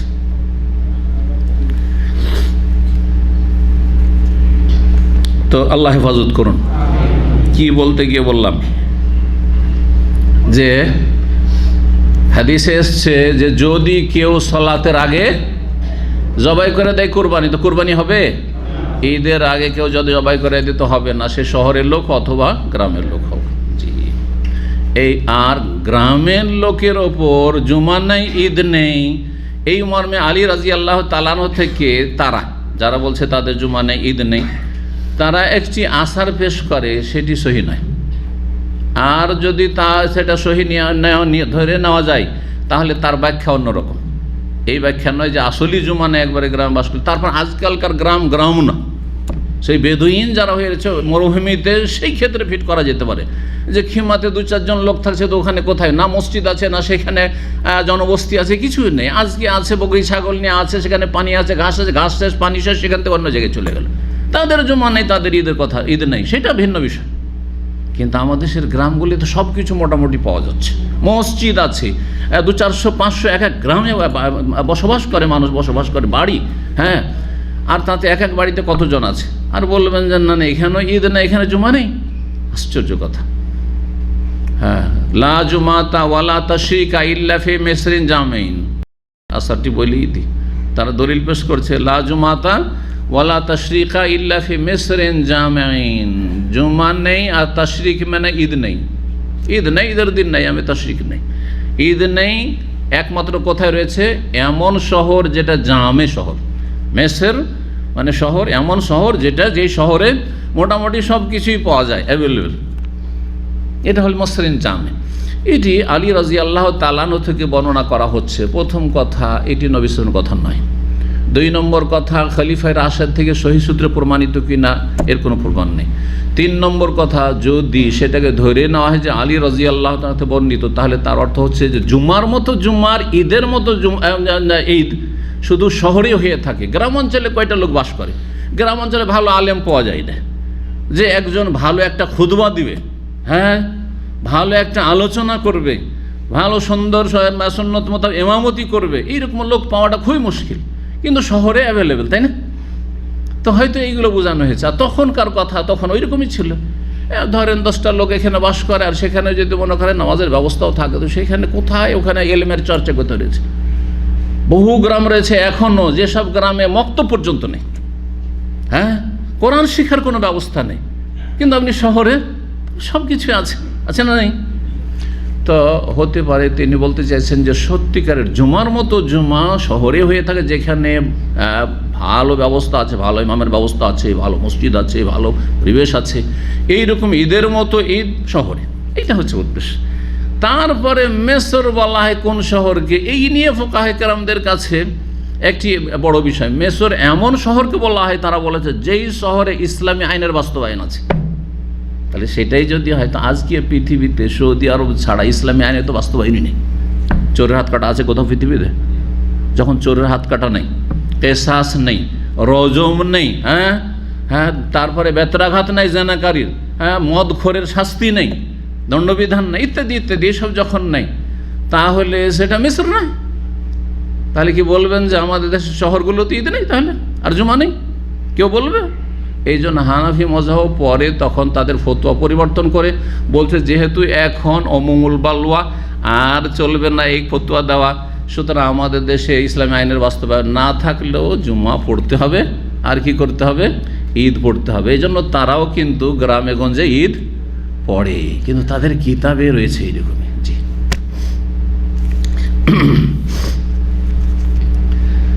চলেন কি বলছেন? রাসূলুল্লাহ সাল্লাল্লাহু আলাইহি ওয়াসাল্লাম কেউ যদি ঈদ পড়ার আগে জবাই করে দেয়, তাহলে সেটি গোশত হলো, সেটা নিজের পরিবারের জন্য তাড়াতাড়ি সে ব্যবস্থা করলো। লাইসা মিনান নুসুক বিশাই, কোরবানি হলো না। ফাকামা খালি বারা বলছেন যে আমার মামা, তার নাম ছিল আবু বুরদা ইবনে নেয়ার, নেয়ারের ছেলে আবু বুরদা। তাহলে নেয়ার হচ্ছে ওর নানা, বারা যুবক সাহাবী, বারা বিন আযিম। ফাকালা বলছেন, ইয়া রাসূলুল্লাহ, আল্লাহর রাসূল, ইন্নী যাবাহতু ক্বাবলা আন উসাল্লিয়া, আমি ঈদ পড়ার আগে জবাই করে ফেলেছি। এই হাদিসটির আগেও এসেছে। জি, এখন কি করব আমি তো মনে করেছি যে এই দিনে ছেলে মেয়েকে তাড়াতাড়ি করে একটু গোশত খাওয়াবো, সেই জন্য কোরবানিটা একটু করেই ফেলি। কোরবানি করে আমি ঈদগাহে গেছি। এখন বিকল্প হিসাবে আমার কাছে ছোট্ট একটি বকরির বাচ্চা আছে, যেটার বয়স 6 থেকে নিয়ে 1 বছর পর্যন্ত, জি, যেটাকে জাজা বলা, ওয়াইন দি জাজা আতুন খায়রুন মুসিন্না। কিন্তু আমার কাছে একটি বিশেষ বয়সের বকরির বাচ্চা, ছাগল, পাঠা বা পাঠি আছে, খায়রুম মুসিন্না, যেটা দাঁতার চাইতেও বেশি উৎকৃষ্ট, দাঁতার চাইতে বেশি। দাঁতা 1 বছর পার হয়ে গেছে, দাঁত হয়ে গেছে। এটা হচ্ছে কিসের? মানে কোরবানির জন্য শর্ত ছাগলের বা মেষের। কিন্তু দাঁতা না হইলেও 6 মাস 8 মাস হইলেও 1 বছরের ছাগলের চাইতে বেশি গোশত হবে, আর তার চাইতে বেশি একেবারে হিষ্টপুষ্ট হয়ে আছে, এই কথা বলছেন। মুসিন্না তাহলে সিন্নুন থেকে, আর সিন্নুন মানে দাঁত, সিন্নুন মানে দাঁত, তাহলে দাঁতা। আর এইটি হচ্ছে অধিক সতর্কতা, ইখতিলাফ এ বিষয় আছে যে দাঁতা শর্ত না 1 বছর হওয়া শর্ত। হ্যাঁ, ছাগলের ক্ষেত্রে তো এই ক্ষেত্রে অধিক সতর্কতা হচ্ছে যে দাঁতা দেখে কোরবানি ক্রয় করবেন। বলেছি এর আগে, ছাগল হলে, হ্যাঁ বকরি ছাগল হলে, পাঁঠাপাঠি হলে দাঁতা সাধারণত কত দিনে হয়? 1 বছরে হয়, 1 বছরের নিচে হয় না, কমপক্ষে 1 বছর। গরু 2 বছরে হয়, ওঁট 5 বছরে হয়। জি। আর অন্যান্য ওলামা বলছেন যে আমরা দাঁতা টাতা দেখবো না, ওঁট 5 বছর হয়ে গেলে চলবে। নিজের বাড়িতে পুষেছেন ওঁট 5 বছর হয়ে গেছে, গরু নিজের বাড়ির পোষা, হ্যাঁ, সুতরাং 2 বছর হয়ে গেছে। আর দাঁত আপনার ভাঙুক আর নাই ভাঙুক, আর দাঁত উঠুক আর নাই উঠুক, আর তারপরে ছাগল ধরেন বা পাঠাপাঠি বাড়ির আছে, আর সেটা 1 বছর হয়ে গেছে। জমহুর অধিকাংশ ওলামা, এমনকি হাম্বেলিরাও, তারাও বলছেন। কিন্তু আহলে হাদিস ওলামারা এই ক্ষেত্রে ইমাম শাফির সাথে আর অধিক সতর্কতা। ইমাম শাফির মত আর আহলে হাদিসের মত হচ্ছে যে মুসিন্না দাঁতা হইতে হবে, সেটাকে সানিয়া, অন্য হাদিস সানিয়া বলে। সানিয়া মানে 2টো দাঁত, এই নিচের 2টো দাঁত বিশিষ্ট, এটা হচ্ছে সানিয়া। সুতরাং দাঁতা হইতে হবে মানে দাঁত ভেঙে, দুধা দাঁত ভেঙে গেছে, আর দাঁত গজাক আর নাই গজাক সমস্যা নেই, দাঁত ভেঙে গেলেই হইল দুধা দাঁত। নবী সাল্লাল্লাহু আলাইহি ওয়াসাল্লাম বল ইজ আল্লাহুম্মা কানা, তাহলে সেটা তার জায়গায় করে দাও, এখন ওইটাই জবাই করো। অথচ তার বয়স এখন কিন্তু কুরবানির বয়সে পৌঁছেনি, 6 থেকে নিয়ে 1 বছরের নিচ পর্যন্ত আছে। আও কালা বললেন ইজবাহা, তুমি জবাই করো সেটা কুরবানি হিসাবে। বলাম তাজিয়া জাজআতুন আন আহাদিন বাদাকা, কিন্তু জাজআ বয়সের এই 6 থেকে 1 বছরের মধ্যে যে পাঁঠাপাঠি আছে, এটা কারো পক্ষ থেকে কুরবানি হিসাবে যথেষ্ট হবে না, বাদাকা তোমার পরে, শুধু তোমার জন্য বিশেষ ছাড় আমি আল্লাহর পক্ষ থেকে বলছি। নবী সাল্লাল্লাহু আলাইহি ওয়াসাল্লাম যেহেতু ওহির মাধ্যমে বলছেন, যে বেচারা অজ্ঞতার সাথে মাসলা জানছিল না, ভুল করেই ফেলেছে, তো তার জন্য কি করবে, তো তার তো কোরবানি হবে না, এবার বড় আফসোস থাকবে, মনকষ্ট থাকবে, চলো তার জন্য। কিন্তু আর একটি মাসলা বলেছিলাম, সেটা যদি ভেড়া ভেড়ি হয়, দুম্বা দুম্বি হয়, মেষ হয়, তাহলে জাজা আমিনা দান যেটাকে বলা হয়, সেটাতে 6 মাসের ওপরে হলেও কোরবানি করা জায়েজ। কিন্তু পাঁঠাপাঠির ক্ষেত্রে বকরি জাত, বকরা জাত যেটা, সেটাতে 1 বছরের নিচে চলবে না। জি, এটা সবার জন্য চলবে। মেষ, দম্বা দম্বি যদি হয়, তাহলে সবার কাছে জাজা মিনা দান, দম্বা দম্বি জাজা 6 থেকে নিয়ে 1 বছরের নিচ পর্যন্ত হইলেও কোনো অসুবিধা নেই, সবার ক্ষেত্রে চলবে। এই ছিল হাদিস। এইখানে একটি বিষয় আলোচনা করব, কারণ ফিকহি যে মাসাইলগুলি যেগুলো আমাদের দৈনন্দিন প্রয়োজন বা কোরবানির ক্ষেত্রে প্রয়োজন, সেই মাসলাগুলি এভাবে বিস্তারিত তার হাদিসে পাওয়া যাবে না। বিভিন্ন হাদিস মিলিয়ে, অন্য অন্য হাদিসের কিতাব মিলিয়ে আপনাকে সেগুলি সংগ্রহ করতে হবে। সুতরাং এখানে আর একটি মাসলা, সেটা হচ্ছে যে কোরবানি কয়দিন পর্যন্ত করতে পারবেন। হ্যাঁ, কোরবানি সম্পর্কে একটি বিষয় আলোচনা করলাম, বা কোরবানির দিন যে ঈদের সময়কাল, সময়কাল সম্পর্কে হইল। আর এখন কোরবানির সময়কাল, যে কোরবানি কখন থেকে শুরু করে কখন পর্যন্ত, কয়দিন পর্যন্ত কোরবানি করতে পারবেন। কারা 3 দিন বললেন? হাত উঠান, 3 দিন ওলা না, সবাই হাত উঠান। তার মানে এখানে ইখতিলাফ আছে। হ্যাঁ, শাফি হানফি মযহাবের ইখতিলাফ আছে নাকি? আপনারাও যদি ইখতিলাফ করেন তো ইমামেরা কেন করবেন না? ওনারা তো আলেম হয়ে ইখতিলাফ করেছেন, বড় বড় ইমাম। আচ্ছা, এর ভিন্ন মত যারা পোষণ করছেন তারা হাত ওঠান। মাশাআল্লাহ, কয়দিন? এই যে দেখলেন, হ্যাঁ, তাহলে ইখতিলাফ হয়ে গেল। এখন আসুন,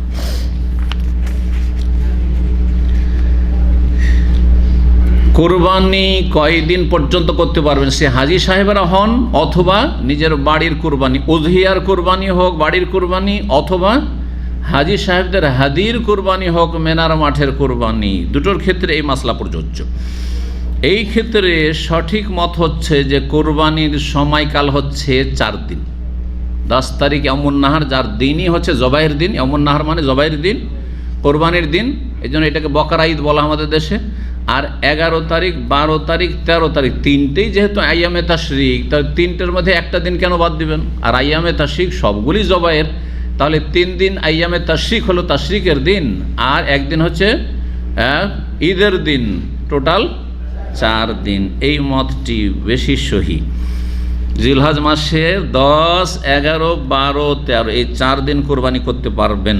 আইয়ামুজ যবহে 4 4 দিন, ইয়ামুল আযহা কোরবানির দিনটি, ওয়া সালাসাত আইয়াম বা তারপরে 3 দিন। তবে উত্তম কোন দিন? উত্তম 10 তারিখে। উত্তম 10 তারিখে। দলিল কি? বিনা দলিলে বললে তো কাজ হবে না, আমরা কিন্তু বিনা দলিল আলোচনা করি না। বিনা দলিলে যারা বললেন যে হ্যাঁ উত্তম, সবাই কিন্তু বললেন যে উত্তম হচ্ছে 10 তারিখে কোরবানি করা। কেউ 11 তারিখ করছে, কেউ 12 করছে, কেউ 13 করছে। অনেকে কিন্তু যারা আমরা এখানে কোরবানি করি তারা অনেকে 11, 12, 13 তারিখ করি বিভিন্ন কারণ। তার মধ্যে একটি কারণ হচ্ছে ভিড় ভাড় থেকে বাঁচার জন্য, জবাই করার কোনো লোক নেই। আর যদি আপনি 10 তারিখে জবাই করতে যান তো 100 থেকে 150 রিয়াল শুধু জবাই করে নেবে। অথচ যদি আপনি 12 তারিখ 13 তারিখ যান তো 30 টাকাতে হয়তো জবাই করে পাবেন। কথা বোঝা গেছে? বা যদি আপনার পরিচিত কেউ থাকে তো ওরা ফ্রি করে দিবে, হয়তো মরুভূমিতে অনেক ভাইরা আছে, তারা আমরা ফ্রি করে দেবে। 11, 12 তারিখ ফ্রি আছি, কিন্তু 10 তারিখে না কফিলের কাজে বা সৌদিদের কাজ কিছু ভাই আমরা রুজি রুটি করে একটা জবাই করে 100, 150 করে পাই, সুতরাং আজকের দিন আপনাকে করে দিতে পারবো না, কিন্তু আপনি 11, 12, 13 তারিখ করেন, করে দিতে পারবো। এটা হয়ে থাকে আমাদের যেসব ভাইরা করেন, আর আমরা করি তো ওতে আমরা জানতে পারি বিষয়গুলি। এই জন্য আমরা তখন হয়তো অনেকেই কী করি 11, 12, 13 তারিখ, অথবা 2টা 3টা করলাম, তখন অনেক সময় দেখা যায় একদিনে 2টো সামলানো মুশকিল, একটা গরু একটা খাসি, সুতরাং চলো 2 দিন 3 দিনে করলাম। উত্তম সবগুলি কোরবানি 10 তারিখ করা, এর দলিল যে বলতে পারবে হাত তুলবে। তাহলে আপনারা ফতোয়া দিচ্ছেন বিনা দলিলে। বিনা দলিলে ফতোয়া দেওয়া জায়েজ কি? এটা মোকাল্লেদের কাজ। মোকাল্লেদ আর মুত্তাবেতে পার্থক্য হচ্ছে, মুত্তাবে হচ্ছে আহলে হাদিসরা, তারা কোরআন হাদিসের অনুসরণ করে, সালাফ সাহাবায়ে কেরামদের অনুসরণ করে। আর মোকাল্লেদ মানে ইমামের তাকলিদ করে এবং যেদিকে টানবে সেদিকে যাও, এটা মোকাল্লেদ। আমি যদি হানিফি হই তো আবু হানিফা বা হানফি মযহাব যেদিকে টেনেছে সেদিকে যাও, আর শাফি হলে শাফি যেদিকে টেনেছে ওইদিকে যাও, আর মালিক হলে ইমাম মালিক যেদিকে টেনেছে ওইদিকে যাও, আর হাম্বলি হলে ইমাম আহমদ বিন হাম্বল যেদিকে টেনেছে ওইদিকে যাবো। হ্যাঁ, তকলিদ কেলাদা থাকে। কেলাদা কাকে বলা হয়? আরবিতে কেলাদা মানে কি? কেলাদা মানে মালা। তো গরুর গলায় যে একটা রশি দেওয়া হয় সেটা গরুর মালা, কিন্তু আর গরুর গলার ওই মালা রশি দেওয়া আছে, আর ওতে একটা রশি বেঁধে দিয়ে যখন টান দেয় হ্যাঁ তখন গরু যায়। কিন্তু এমনিতেই আপনি সহজে রশি, আর সেটাকে যদি গরুকে যদি আরও জব্দ করতে হয় তাহলে কী করতে হয়? নাক ফুঁড়ে দিতে হয়। নাক ফুঁড়া থাকলে তাহলে বেশি আর জোর দেখাতে পারবে না, ঠিক না? জি। তো এই কেলাদা মালা পরিয়ে দিয়ে রশিটা দিয়ে তারপরে কাউকে দিয়ে দিলেন, ঠিক এইটাই হচ্ছে তাকলিদ। এই তাকলিদ যদি আপনি অন্ধভাবে একজনের করেন তো আপনি পুরোপুরি হক পাবেন না, কিন্তু আপনি চোখ খুলে যদি করেন ঠিক আছে। আমি সব দলিল তো জানি না, আপনারা কি সব দলিল জানেন? 2টা 4টা হয়তো জানেন, আর জানা সম্ভবই না, অসম্ভব কথা যে আপনারা জানেন। সারা জীবন পড়েও দলিল বহুবার জানার পরে ভুলে যাচ্ছি, আবার চর্চা করছি। কিন্তু আমাদের আলহামদুলিল্লাহ এলেম আছে যে ধরেন একটা দলিল মনে না তাহলে আবার পড়ে নিলাম, তো নবায়ন করে নিলাম, কিন্তু সেটা আপনাদের দ্বারা হয়তো সম্ভব নয়, কারণ আরবি ভাষায় আছে, প্রত্যেকে হবে। তো জনগণের জন্য দলিল জানা অসম্ভব কাজ, এটি তাকলিফ আলা ইউতাক, অসম্ভব কাজ। কিন্তু চোখ খুলে কারো অনুসরণ করতে, ফতোয়া নিতে হবে চোখ খুলে। যেমন রাস্তা দিয়ে যারা হাঁটে, একদল হাঁটছে, তারা 2 শ্রেণীর। এক শ্রেণীর লোক আছে আর অধিকাংশ তারাই কিন্তু দুনিয়ার ক্ষেত্রে কিন্তু সবাই চালাক মাশাআল্লাহ। রাস্তায় 5 জন 10 জন হাঁটছেন, সামনে যেই লোকটি হাঁটছে ধরেন বড় ব্যক্তি, তাকে কিন্তু অন্ধ ফলো করে হাঁটেন না, তাকেও ফলো করছেন যে তিনি সামনে আছেন আমাদের বড়জন, কিন্তু তার সাথে আপনার রাস্তাঘাটে কাঁটা আছে না, ইট আছে না, পাটকেল আছে না, গর্ত আছে, দেখে শুনে হাঁটছেন। কিন্তু হাঁটছেন না নাকি না দেখে হাঁটেন আপনারা? সামনে ধরেন আমি হাঁটছি অথবা আপনাদের আরও কোনো বড় ব্যক্তি হাঁটছে, আর আপনারা পিছনে পিছনে রাস্তা দেখে চলেন না, শুধু আমাকে দেখে চলেন? রাস্তা দেখে চলছেন যাতে হোঁচট খেয়ে না পড়ে যায়। আমি তো দেখছি আমার, কারণ আমি সামনে আছি দেখছি, কিন্তু আপনি দেখবেন না আপনার রাস্তা? গর্ত থাকতে পারে, সাপ বিছু থাকতে পারে, কাঁটা থাকতে পারে, কষ্টদায়ক কিছু থাকে, পায়খানা থাকতে পারে, তাই না? তাহলে রাস্তা দেখে, এটার নাম ইত্তেবা। রাস্তা দেখে ফলো করছেন আপনি, সামনের লোকে ফলো করছেন, কিন্তু রাস্তাটা দেখে চোখটা খুলে, এটার নাম ইত্তেবা। এটা আমরা সালাফির আহলে হাদিসরা করি। আর তাকলিদ হচ্ছে যে আমি দেখা দেখি না, সামনের বড় হুজুর যাচ্ছেন তার দিকে তাকাচ্ছি আর অন্ধভাবে চলছি, এটার নাম তকলিদ। এবার বুঝতে পেরেছেন তকলিদে আর ইত্তেবাতে পার্থক্য? আল্লাহ বুঝার তৌফিক দান করুন। দুনিয়ার ক্ষেত্রে এমন কোনো মানুষ পাবেন, বুদ্ধি কম থাকলে হইতে পারে, জ্ঞান বুদ্ধি কম, ও শুধু হুজুরের পিঠের দিকে তাকাচ্ছে, ও নিচের দিকে তাকাচ্ছে না, গর্ত আছে না কি আছে, আর আছাড় খেয়ে পড়ে গেল। হুজুর তো সামনে চলে গেলেন, কারণ ওই তো রাস্তা দেখছেন, হ্যাঁ হ্যাঁ, ওনার সামনে তো নলেজ আছে, দেখছেন উনি, কিন্তু পিছনে মুকাল্লিদিন হযরত তারা আর দেখছেন না, গর্তই আছাড় খেয়ে পড়ে গেলেন। তকলিদের সাক্ষীটা ওই রকমই মারাত্মক। অন্ধ অনুকরণ কারো করা যাবে না। চোখ খুলে অনুকরণ অবশ্যই করতে হবে, চোখ খুলে অনুসরণ অবশ্যই করতে, ফলো করতে হবে, কিন্তু চোখ খুলে এইটা সালাফি আহলে হাদিসরা করে থাকে। এইটাই দাওয়াত আমাদের দাওয়াত হচ্ছে, সালাফি দাওয়াত হচ্ছে এটি দাওয়াত। আপনি বড়দের মানুন, কিন্তু চোখ খুলে মানুন। কথা বুঝতে পেরেছেন? বড়দেরকে মানব না, এটি গুমরাহি। আলেমদের কথা মানব না, আমি নিজেই সেলফ স্টাডি করব, এটি ভ্রষ্টতা, গুমরাহি, দলাল। এতে কেউ হেদায়েত পাবে না, অবশ্যই মানতে হবে নাকি। কথা বোঝা গেছে? ফাসআলু আহলা যিকরি, আল্লাহ বলছেন যে আহলে ইলমকে জিজ্ঞাসা করে নাও। তো জিজ্ঞাসা সরাপন্ন হইতে হবে আলেমের আপনাকে। ওই রকমই আবু হানিফা, শাফি, মালিক, আহমদ সবার আমরা মুখাপেক্ষী ইলমের, কিন্তু অন্ধভাবে না, ইত্তেবা, চোখ খুলে চলাফেরা করছি। যেখানে শাফির ভুল হয়েছে ছেড়ে দিয়ে আবু হানিফা ঠিক করেছে, ওইদিকে চলে গেল, ওইটাই নিলাম। হ্যাঁ, যেমন সামনের লোক যদি হোঁচট খেয়ে পড়ে, আপনার সবাই হোঁচট খেয়ে পড়বেন, এই কাজ করবেন না। এই কাজ এক শ্রেণীর মূর্খরা করে, যারা মনে করে যে বয়স্কার নেই, দেখা যায় নবী সাল্লাল্লাহু আলাইহি ওয়াসাল্লাম তো দাঁত ভেঙেছে, কিন্তু কোন দাঁত যে ভাঙলো খবরটা পেয়েছি, সুতরাং আমি সবগুলি দাঁত ভেঙে ফেলি, নাকি? হ্যাঁ, এই কেসটা ঠিক না জাল? আপনি করবেন? হ্যাঁ, খুব ভালোবাসেন আমাকে, সুতরাং আছাড় খেয়ে পড়েছেন, আমরা আছাড় খেয়ে, সবাই পড়ি আছাড় খেয়ে।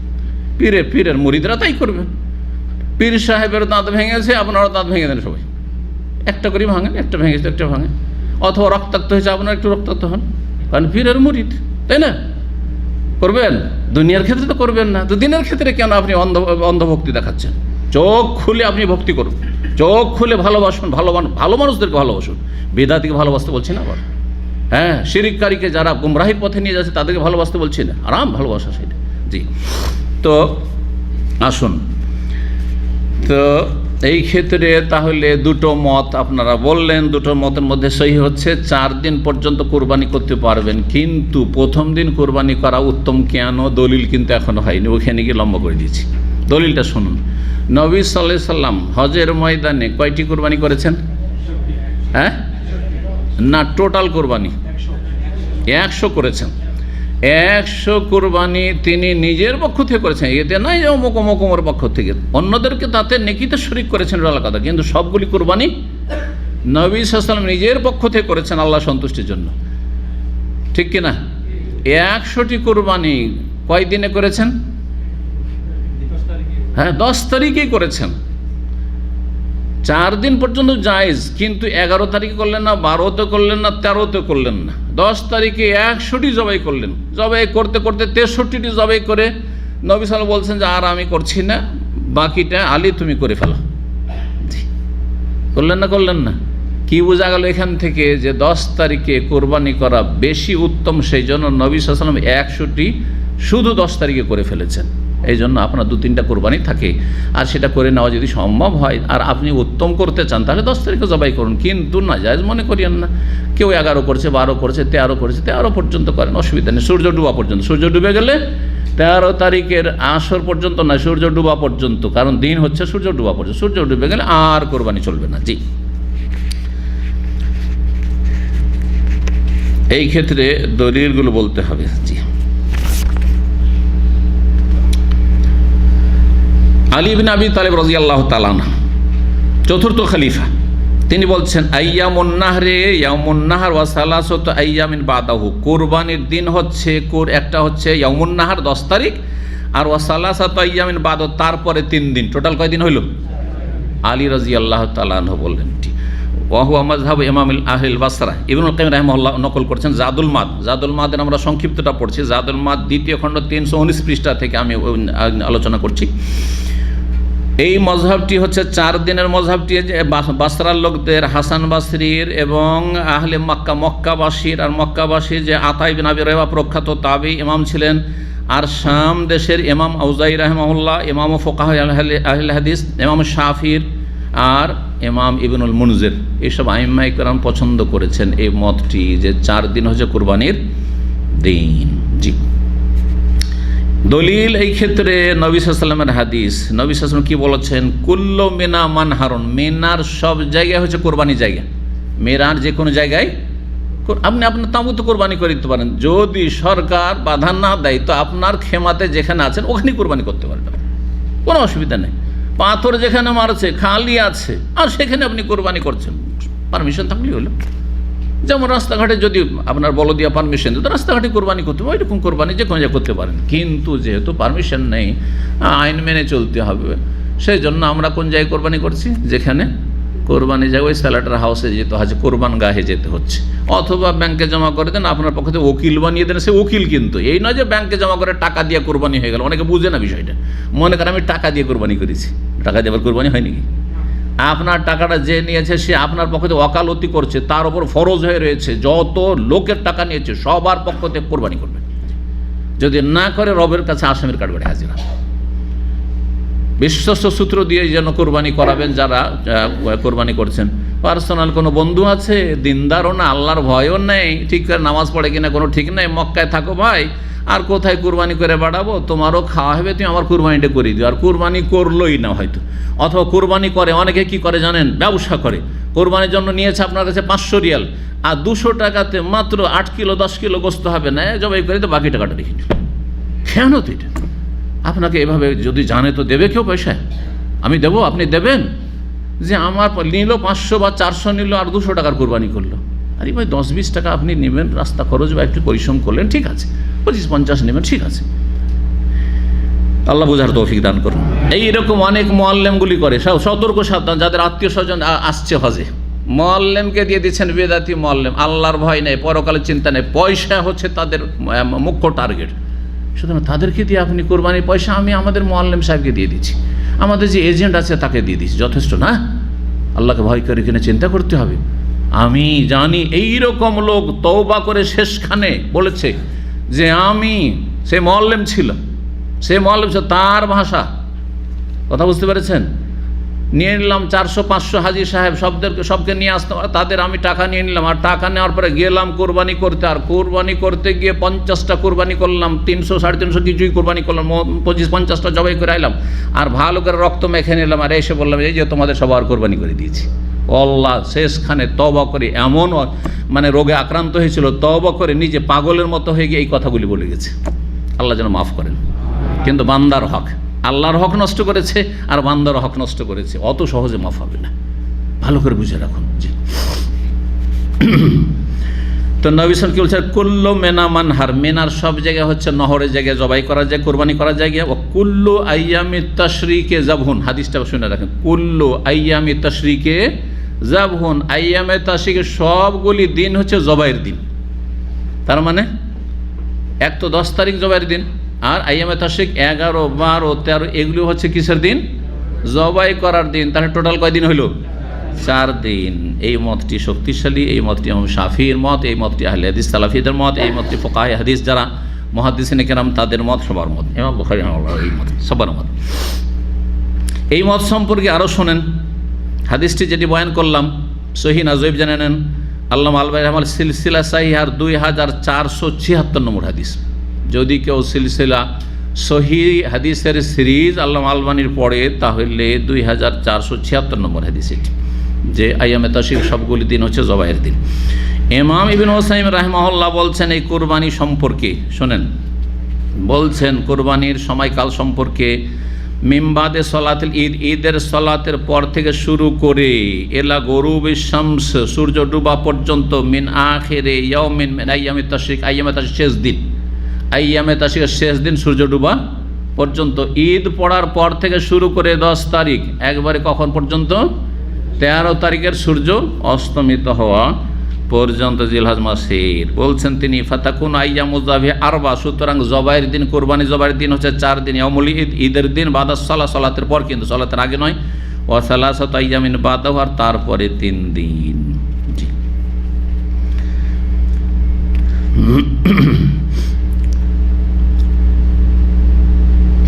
তারপরে লাজনা দায়মা, সৌদি আরবের একটি ফতোয়া কমিটি রয়েছে যেটাকে লাজনা দায়মা মানে স্থায়ী ফতোয়া কমিটি। স্থায়ী ফতোয়া কমিটির ফতোয়ার কিতাবগুলি যে রয়েছে ধারাবাহিক, তার 11তম খণ্ড 11 খণ্ড 406 পৃষ্ঠা বলছেন তাদের ফতোয়া আইয়ামুজ যাবহি লিহাদি তামাত্তু ওয়াল কিরান ওয়াল উযহি আরবাত আইয়াম। হাদি তামাত্তুর হাদি, তামাত্তু হজের হাদি, তারপরে কেরানের হাদি হাজি সাহেবদের, অথবা উজহিয়া বাড়ির কুরবানি করার সময়কাল হচ্ছে, দিন হচ্ছে আরবাত আইয়াম 4 দিন, ইয়ামুল ঈদ ঈদের দিন, ওয়া সালাসাতু আইয়ামিন বাদাও তারপরে 3 দিন। আর এই সময়টা শেষ হবে আনতাহিজাবু বিগুরুবি শামসিল ইয়াউমির রাবে ফি আসাহি আকওয়ালি আহলিল উলামা কেরামদের দুটো মতের মধ্যে সবচেয়ে সহি মত হচ্ছে যে চতুর্থ দিন 13ই জিলহজের সূর্য ডুবার সাথে সময় শেষ হয়ে যাবে। আশা করি বিষয়গুলি আপনাদের এতে এসছে, নলেজ এসছে, আলহামদুলিল্লাহ। আল্লাহ যেন তৌফিক দান করেন। কথা লম্বা হয়ে যাচ্ছে, এখন আমরা আলোচনায় আসবো 11 নম্বর অধ্যায়। এতে বড় লম্বা হয়, বাবু ফজলিল আমালি ফি আইয়ামে তাশরিক। এই অধ্যায় হচ্ছে আইয়ামে তাশরিকের দিনগুলিতে আমল করার ফজিলত, তার মানে 11, 12, 13 তারিখ যে জিলহজ মাসের তার ফজিলত। আর তারপরে তার সাথে আমাদের আলোচনায় আসবে এই জিলহজ মাসের প্রথম 10 দিন, যে আগামী সোমবার থেকে শুরু হচ্ছে ইনশাআল্লাহ, এই 10 দিনের ফজিলত। বলছেন ইমাম বুখারী রাহিমাহুল্লাহ, ওয়াকালা ইবনে আব্বাস, আব্দুল্লাহ ইবনে আব্বাস রাদিয়াল্লাহু আনহু বলেন, ওয়ায়াজকুরু ইসমাল্লাহ ফি আইয়ামি মালুমাত, সূরা হজের আয়াত নম্বর 28 আল্লাহ বলছেন যে তারা মুসলিমরা আল্লাহর নাম স্মরণ করবে ফি আইয়ামি মালুমাত, জানাশোনা কয়েকটি দিনে। এই আয়াতের তাফসীর জানাশোনা কয়েকটি দিন কি বলছেন, আইয়ামুল আশর, এটি হচ্ছে জিলহজ মাসের 10টি দিন। ওয়াল আইয়ামুল মাদুদাত, আইয়ামে মাদুদাতের কথা যে রয়েছে, আইয়ামে মাদুদাত রয়েছে সূরা বাকারার আয়াত নম্বর 206 হয়তো হবে আয়াতটি, 203, আয়াত নম্বর 203। ওয়াজকুরুল্লাহ ফি আইয়ামি মাদুদাত, ওয়াজকুরুল্লাহ ফি আইয়ামি মাদুদাত, আল্লাহ বলছেন যে তোমরা আল্লাহর জিকির আজকার করো হাতে গণা কয়েকটি, আদাদ থেকে, আদাদ মানে গণা সংখ্যা, হাতে গণা কয়েকটি দিন। এর তাফসীর হচ্ছে আইয়ামে তাশরিক 11, 12, 13, তাহলে টোটাল কয়দিন হলো, 13 তারিখ আল্লাহ, 13 দিন আল্লাহর জিকির আজকার। এই যে তাকবীর পাঠ, এই দুটো আয়াত দ্বারা প্রমাণিত যে আপনি জিলহজ মাসের চাঁদ ওঠার সাথে তাকবীর শুরু করবেন আর একবারে 13 তারিখ পর্যন্ত তাকবীর আপনার চলতে থাকবে। জি, নবী সাল্লাল্লাহু আলাইহি সাল্লামের একটি হাদিস রয়েছে মর্মে, আইয়ামুত তাশরিক আইয়ামু আকলিন ওয়া শুরবিন ওয়া যিকরিল্লাহি আযজা ওয়া সহিহ মুসলিমের 1141 নম্বর হাদিস, যে আইয়ামে তাশরিকের দিনগুলি হচ্ছে খাওয়ার দিন, পান করার দিন আর আল্লাহর জিকির আজকারের দিন। একটু ভালো করে খাবেন, ছেলে মেয়েদেরকে খাওয়াবেন। 11 তারিখ, 12 তারিখ, 13 তারিখ এই দিনগুলিতে একটু জায়েজ বিনোদন করবেন, ছেলে মেয়েদেরকে নিয়ে একটু ঘোরাঘুরি করবেন, ছেলে মেয়েদেরকে একটু সময় দিবেন, ছেলে মেয়েদেরকে ভালো খাওয়াবেন। বিশেষ করে এই যে ভালো খাওয়াটা আমাদের দেশে যতই গরিব হোক না কেন, একটু মিষ্টি হবে, একটু কিছু হবে, ভালো খাবার হবে ঈদের দিনে, এটা কিন্তু সুন্নাত, এটা সুন্নাত নবী সাল্লাল্লাহু আলাইহি ওয়াসাল্লাম এই হাদিস দ্বারা প্রমাণিত, সহিহ মুসলিম হাদিস দ্বারা। তো আমরা এখন হাদিসের দিকে আসি, বা এখানে যা বলছেন ইমাম বুখারী রাহিমাহুল্লাহ, আইয়ামে মাদুদাত তাহলে আইয়ামে তাশরিক। ওয়াকানা ইবনে ওমর ও আবু হুরায়রা, আব্দুল্লাহ বিন ওমর আর আবু হুরায়রা রাদিয়াল্লাহু তাআলা আনহুম, তারা কি করতেন, ইয়াখরুজান ইলা সুক, বাজারে চলে যেতেন, অথবা বাজারে তাদের কেনাকাটা থাকতো না। কখন এটা, ফি আইয়ামিল আশর, এই 10 জিলহজে, জিলহজ মাসের 10 দিনে তারা বাজারে যেতেন। কি করতে, ইউকাব্বিরান, তকবীর পাঠ করতে থাকতেন, ওয়া ইউকাব্বিরুন নাস বিতাকবীর, তাদের তকবীর শুনে বাজারের লোকেরা তারাও তকবীর পাঠ করতেন মদিনায়। ওয়াকাব্বারা মুহাম্মদ ইবনে আলী খালফান নাফিলা, মুহাম্মদ ইবনে আলী ইবনে খালাফ সালাফদের একজন, তিনি নফল নামাজের পরেও তকবীর পাঠ করেছেন। নফল তাহলে ফরজের পরে, নফলের পরে সবসময় তকবীর পাঠ করতে থাকবে। এটি হচ্ছে তকবীরে মুতলাক, মানে যে কোনো সময় তকবীর, তার মধ্যে সুন্নতের পরে, নফলের পরে, আপনার তাহাজ্জুদের পরে, যে কোনো সময় আপনি সালাতুদ দুহার পরে, বাইরে, ঘরে, যে কোনো জায়গায় তকবীর পাঠ করবেন। সাহাবায়ে কেরামরা কেন বাজারে গিয়ে করতেন, যাতে করে মানুষকে স্মরণ করানো হয়, আমলের মাধ্যমে স্মরণ করানো। কারণ অনেকে গাফিলতি থাকে। জি, আপনি যেখানে বাস করছেন রুমে, ধরেন আপনি এখানে প্রবাসী হয়ে আছেন, তো আপনার সাথী বন্ধুরা অনেকে গাফেল, কিন্তু কেউ হয়তো জানে, অনার জানলে ভ্রুক্ষেপ করে না, খেয়াল করে না, বেখেয়াল। আপনি যদি একটু জোরে পাঠ করেন, আল্লাহু আকবার, আল্লাহু আকবার, লা ইলাহা ইল্লাল্লাহ, আল্লাহু আকবার, আল্লাহু আকবার, ওয়া লিল্লাহিল হামদ, অনেকে আছে যার মধ্যে একটু আল্লাহর ভয় আছে, দেখা দেখি পাঠ করবে, তা আপনি তার একটা ভাগ নেকি পেলেন। স্মরণ করেন যেন আপনার উপদেশ, ভালো উপদেশ দেওয়ার আপনি নেকি ওটাও পেলেন, আপনি দাওয়াইল আল্লাহর কাজ করলেন যেন আপনি। এইরকমই যারা বাড়িতে পরিবার নিয়ে বাস করছেন, অনেকে পরিবার নিয়ে বাস করছেন অথবা পরিবারের সাথে যোগাযোগ আছেন, নিয়মিত সকাল বিকাল যোগাযোগ, তাদেরকে স্মরণ করান যে এই যে জিলহজ মাসে চাঁদ উঠে গেলে তকবীর পাঠ করতে থাকো, এই 13টা দিন তকবীর পাঠ করতে থাকো। 969 নম্বর হাদিস বর্ণনা করেছেন ইবনে আব্বাস রাদিয়াল্লাহু তাআলা আনহুমা, যে হাদিসটি জুমার খুতবাতে আমরা শোনাইলাম, একটু শব্দের পার্থক্যের সাথে এখানে রয়েছে সহিহ বুখারীতে। কি রয়েছে? আন্নাহু ক্বালা, নবী সাল্লাল্লাহু আলাইহি ওয়াসাল্লাম বলেছেন, মাল আমালু ফি আইয়ামিল আশরি আফযালু মিনহা ফি হাযিহি। এই যে জিলহজ মাসের 10টি দিন রয়েছে, এই দিনের আমলের চাইতে বেশি আফজাল, উত্তম আমল আর অন্য কোনো সময় হতে পারে না। মাল আমালু ফি আইয়ামিল আশরি আফযালু মিনহা ফি হাযিহি, এই 10টি দিনের আমলের ফজিলতার চাইতে বেশি ফজিলতার আমল অন্য সময় কখনো হইতে পারে বা অন্য কোনো আমল হইতে পারে না। কাল ওয়ালাল জিহাদ, এমনকি জিহাদও হইতে পারে না। কালা ওয়ালাল, এমনকি জিহাদও হইতে পারে। ইল্লা রাজুল, তবে কোনো ব্যক্তি যদি খারাজা, বেরিয়ে গেল বাড়ি থেকে, আর ইউখাতিরু বিনাফসিহি ওয়া মালিহি, নিজের জান এবং ধন সম্পদকে ঝুঁকিতে ফেলে দিল। যেই ব্যক্তি আল্লাহর রাস্তায় লড়াইয়ের জন্য জিহাদে যায়, সে জানমালকে ঝুঁকিতে ফেলে না, ফিরে আসার সম্ভাবনা খুব কম। আল্লাহ যদি ফিরান তাহলে ফিরবে, না হলে আসল হচ্ছে যে সেখানে শহীদ হয়ে যাবে। এইরকম যদি কেউ যায়, কিন্তু এর জন্য শর্ত আছে না নেই? নাকি খারা যাবে নাফসে আর বাড়ি থেকে বেরিয়ে গেল কোনো ইয়াং ছেলে, আমি তো হাদিসে পড়েছি যে একবারে বেরিয়ে গেল আল্লাহর রাস্তায়, আর নিজে থেকে ইচ্ছা মতো ফতোয়া দিল, কাউকে তাগুত বানিয়ে দিল, কাউকে কি বানিয়ে দিল, কাউকে মুরতাদ বানিয়ে দিল, আর তারপরে বেরিয়ে চলে গেল, নাকি? হ্যাঁ, আচ্ছা, জিহাদটাকে মুসলিমের বিরুদ্ধে না কাফের বিরুদ্ধে? কাফের বিরুদ্ধে। তারপরে জিহাদের জন্য নেতৃত্ব শর্ত আছে না নেই? তো নেতৃত্ব কোথায়? নেতৃত্ব আলেমের চলবে, মুফতির চলবে না সরকারের চলবে? কেন? আলেম সম্মানিত বেশি, এতে কোনো সন্দেহ নেই, হ্যাঁ, শাসকের চাইতে। কিন্তু শাসকের নেতৃত্ব চলবে, আলেমের নেতৃত্ব চলবে না। আল্লামা শাইখুল হাদিসের নেতৃত্ব চলবে না। কেন চলবে না? কারণ আল্লামা শাইখুল হাদিসের কাছে ডিফেন্সের ব্যবস্থা নেই, ভালো করে শুনে রাখেন। আর সরকারের কাছে যদি গুনাহগার, ফাসিক হয়, পাপী, নিজে ব্যক্তি জীবনে পাপী, হ্যাঁ, মেলা পাপ করছে, দেশে পাপ করাচ্ছে, কিন্তু তার নেতৃত্ব, তার কাছে ডিফেন্স হয়, প্রতিরক্ষার ব্যবস্থা আছে।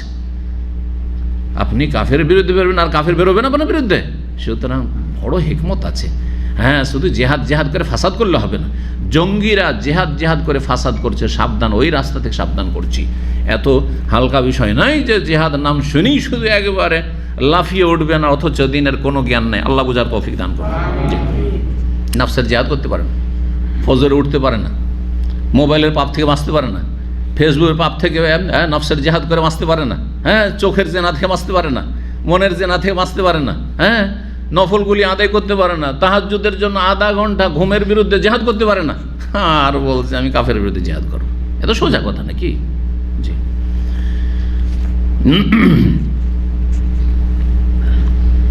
বাবু আত-তাকবীর, 12 নম্বর অধ্যায় বলছেন বাবু তাকবীর ফি আইয়ামে মেনা।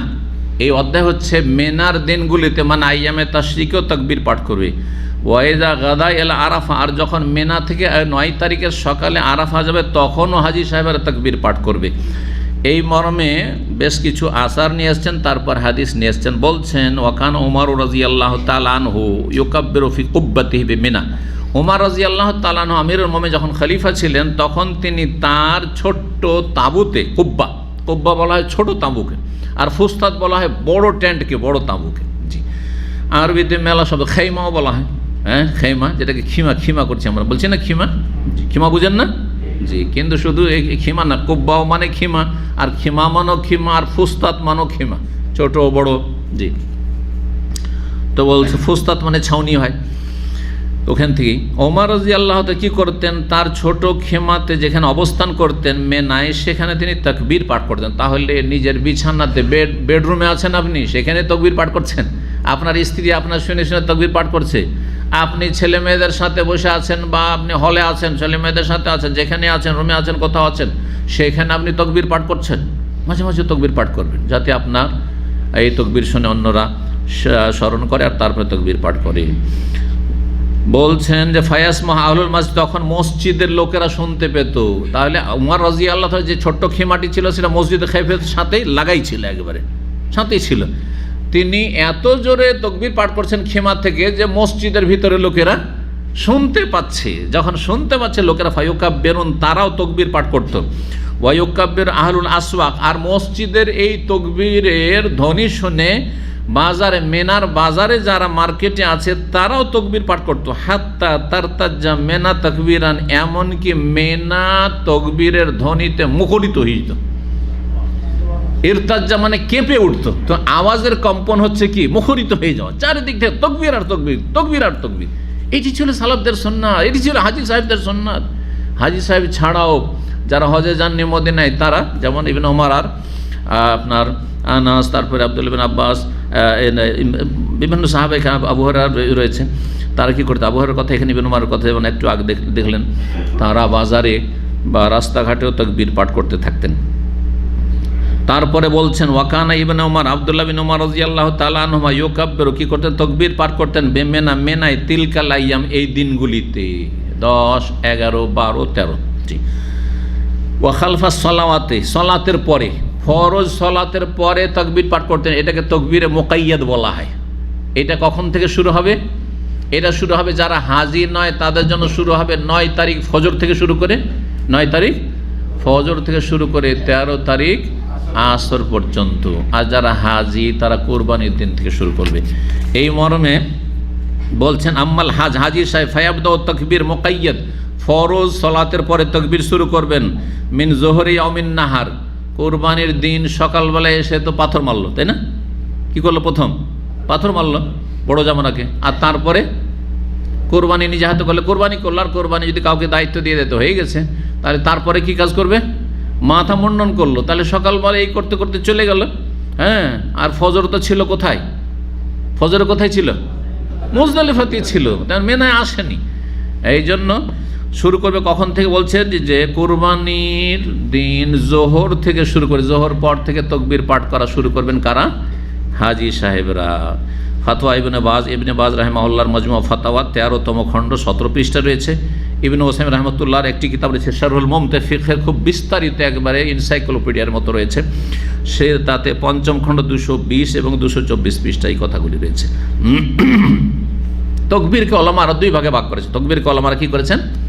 2 ভাগ, তাকবীরে মুতলাক আর তাকবীরে মুকাইয়াদ। কথাটিও আরও ক্লিয়ার করে দিই, যদিও মানে প্রসঙ্গ হিসাবে কিছু কথা এসে গেছে। তাকবীরে মুতলাক শুরু হবে কখন থেকে? যখন জিলহজ মাসে চাঁদ উঠবে তখন থেকে শুরু করে। হ্যাঁ, তাহলে আপনি রবিবারের দিন গিয়ে সন্ধ্যায় ধরেন চাঁদ ওঠার যদি খবর পেয়ে যান, তখন থেকে শুরু করে 13 তারিখ মাগরিব পর্যন্ত, 13 তারিখ মাগরিব পর্যন্ত তাকবীরে মুতলাক মানে যে কোনো সময়, যে কোনো সময়, যে কোনো সময়, কোনো সময়ের সাথে সংশ্লিষ্ট বা সম্পর্কিত নাই। লা ইয়াতাকাইয়াদু বিশাইইন ফায়ুসান্নু দায়মান, বলছে সব সময় সুন্নাত। ফিস সাবাহি ওয়া সকালে, বিকালে, ক্বাবলা সালাতের আগে মসজিদে ঢুকছেন তখন, মসজিদে বেরোচ্ছেন, ওয়াদা বাদা সফিকুল, সব সময়। মুকাইয়াদ মানে ওয়াহুয়াল্লাযী ইয়াতাকাইয়াদু বিআদবারিস সালাওয়াত, ফরজ সালাতের সাথে সম্পৃক্ত তাকবীর। সেটা আবার বলছি, কখন বললাম? যারা হাজী সাহেব নন আপনারা, তারা আরাফার দিন 9 তারিখ, হ্যাঁ, ফজরের পর থেকে শুরু করে 13 তারিখ আসর পর্যন্ত। হাজী সাহেবরা 10 তারিখ জোহর থেকে শুরু করে, হ্যাঁ, 13 তারিখ আসর পর্যন্ত। জি। তারপরে বলছেন যে আব্দুল্লাহ বিন ওমর রাদিয়াল্লাহু তাআলা আনহুমা, কথাটি আরও বাকি আছে। তিনি কি করতেন? এই মেনার দিনগুলো তাকবীর পাঠ করতেন। ওয়া খালফাস সালাওয়াতে, ফরজ সালাতে পরেও পাঠ করতেন। ওয়া আলা ফিরাশি, বিছানায় শুয়ে আছেন ওখানে পাঠ করতেন। ওয়া ফি ফুস্তাতিহি, নিজের বড় তাঁবুতে থাকতেন সেখানে পাঠ করতেন। ওয়া মাজলিসিহি, তার যে মজলিস বৈঠকখানা, মানে যেখানে বসতেন, লোকজন আসছে আর বসছেন সেখানেও পাঠ করতেন। ওয়া মামশাহু, চলাফেরার সময় হাঁটা চলা করছেন এদিক সেদিক, তখনও পাঠ করতেন।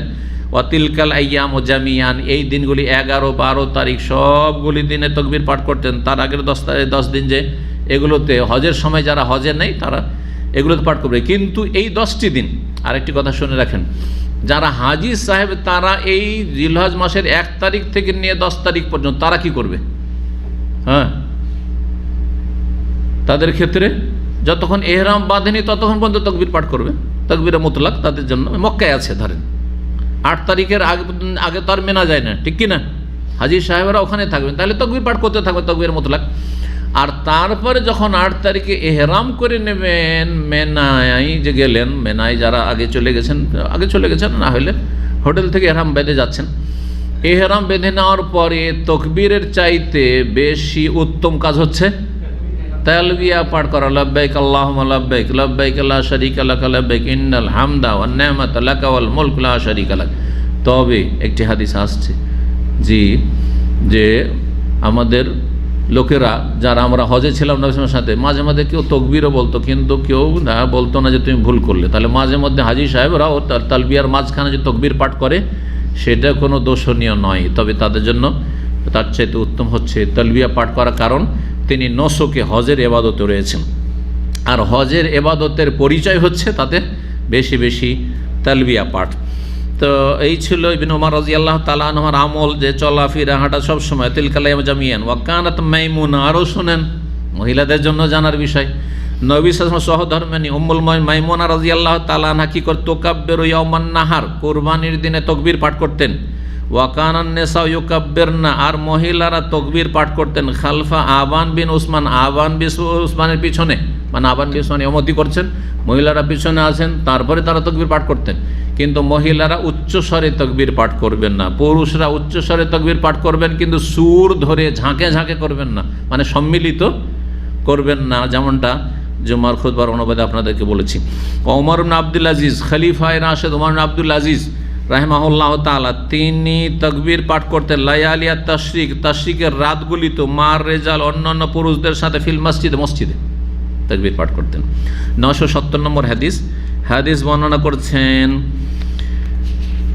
মোহাম্মদ বিন আবু বকর সাকাফি তাবি, সাআলতু আনাস, তিনি বলছেন আমি আনাস রাদিয়াল্লাহু তাআলা আনহুকে জিজ্ঞেস করলাম, নাহানু গাদুনা মিন মিনা ইলা আরাফাত আনিত তালবিয়াত, সেই সময় যখন আমি জিজ্ঞাসা করলাম মাসলাটি, তখন আমরা যাচ্ছিলাম মেনা থেকে আরাফা। মেনা থেকে আরাফা কখন যায় হাজিরা? মনে হয় ক্লান্ত হয়ে গেছেন আপনারা। হ্যাঁ, মেনা থেকে আরাফা কখন যায় হাজি সাহেবরা? 9 তারিখ সকালবেলা, সূর্য ওঠার পরে যাওয়াটাই উত্তম, কিন্তু এখন ভিড়ভাড় থেকে বাঁচানোর জন্য রাত্রে নিয়ে চলে যাচ্ছে অনেকের, কিন্তু আপত্তি হচ্ছে, কিন্তু করার কিছু নেই, আপত্তি করে কি করবেন? কারণ যদি আপত্তি করেন যে সকালে সবাই যাব, তাহলে জোহর হয়ে যাবে, হয়তো রাস্তাতে যেতে পারবেন না, অনেক সময় এরকম হয়ে যায়। এই জন্য বৃহৎ স্বার্থে এরকমটা করা হয়েছে, একটু সিস্টেম করে দেওয়া হয়েছে যে কেউ রাত্রে চলে যাবে, কেউ সকালে যাবে, বিভিন্ন সময় ভাগ করে দেওয়া হয়েছে। পাথর মারারও কিন্তু সময় ওই জন্য ভাগ করে দেওয়া হয়েছে। জি, তবে জওয়ালের আগে 11, 12, 13 তারিখ জওয়ালের আগে, দুপুরের আগে পাথর মারার জন্য যেসব হামলাগুলো বাধ্য করছে তারা ভুল কাজ করছে এবং তাদের আনুগত্য করা জায়েজ নয়, কারণ এটি সুন্নতের খেলাফ কাজ। জি, তো বলছেন মেনা থেকে আমরা আরাফা যাচ্ছিলাম, জিজ্ঞেস করলাম আনাস রাদিয়াল্লাহু তাআলা আনহু প্রখ্যাত সাহাবীকে তালবিয়া সম্পর্কে, লাব্বাইক পাঠ সম্পর্কে। কাইফা কুনতুম তাসনাউনা মান নবী সাল্লাল্লাহু, তোমরা নবী সাল্লাল্লাহু আলাইহি সাথে যে বিদায় হজ করেছিলে তখন কিভাবে তোমরা কি করছিলে? তালবিয়া পাঠ করছিলে যে আরাফা যাওয়ার সময় বা হজের অবস্থায়, ইহরাম অবস্থায়। তাআলা বললেন কানা ইউলাব্বিল মুলাব্বি, তালবিয়া পাঠকারী তালবিয়া পাঠ করতো, লা ইউনকারু আলাইহি, তা কেউ বাধা দিত না, হ্যাঁ, তার কোনো প্রতিবাদ করতো না। ওয়া ইউকাব্বিরুল মুকাব্বির, কেউ তাকবীর পাঠ করতো, আল্লাহু আকবার লা ইলাহা ইল্লাল্লাহ পাঠ করতো, ফালা ইউনকারু, তারও কেউ প্রতিবাদ করতো না। তার মানে সবটাই চলে। তবে হাজি সাহেব হলে তালবিয়া পাঠ, কিন্তু আপনি আমরা তালবিয়া পাঠ করলে কি হবে? বেদাত হবে, কারণ হজের সাথে ওমরার সাথে ইহরামের সাথে সম্পৃক্ত হচ্ছে তালবিয়া।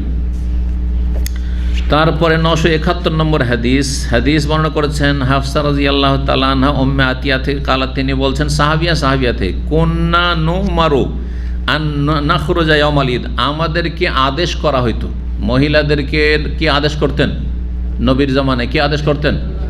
নবী সাল্লাল্লাহু আলাইহি ওয়াসাল্লামের পক্ষ থেকে আদেশ করা হইতো যে যাতে করে আমরা ঈদের দিনে ঈদগাহে বেরিয়ে যাই, হাত্তা নুখরেজাল বিকরা মিন খিদর, এমনকি কুমারী মেয়েদেরকে পর্দা থেকেও বের করে নিয়ে যায়, চলো বাড়ির মধ্যে কোনায় ঢুকে আছে, চলো তোমাদেরকে ঈদগাহে যেতে হবে, বের করে নিয়ে যাওয়া হতো তাগিদের সাথে।